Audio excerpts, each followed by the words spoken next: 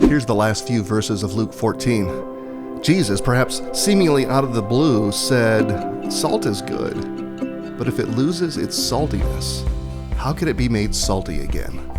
It is neither fit for the soil nor the manure pile. It is thrown out.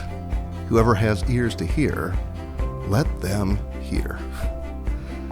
Well, I don't know about you, but my first thought upon reading this here in this context is, what does that have to do with anything? What does salt have to do with following Jesus, and in this context, forsaking family and wealth and all?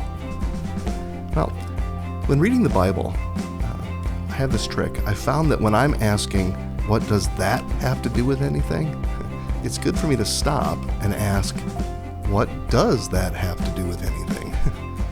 It is as if Jesus knew that we might have to stop and think about this. Because he said, whoever has ears to hear, let them hear. And I suspect we all have ears, so we all ought to hear. I'm confident that Jesus didn't misspeak here, and Luke didn't make a mistake when he wrote it down. So we ought to dig a little deeper and think through what Jesus is getting at here. Now, of course, this isn't just a matter of saltiness, or even the idea that salt could lose its saltiness. Right? Sodium chloride is sodium chloride, right? So, what is going on here? Well, there is this matter of salt being good for the soil, Jesus said. The soil. I mean, I salt my burger and fries, but who salts soil? Well, they did back then. First off, of course, this was ancient Palestine soil and ancient Palestine salt.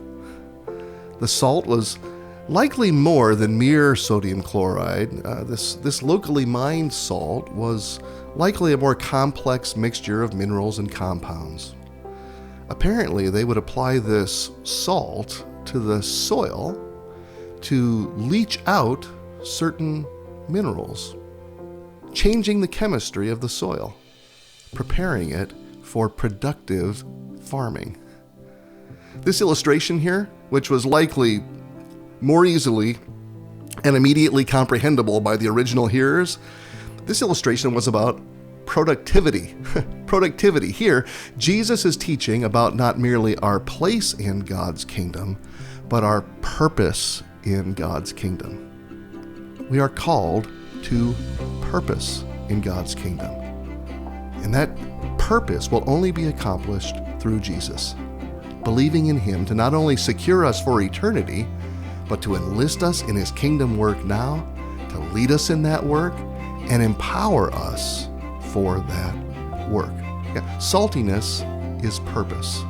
We must not lose our purpose, our saltiness.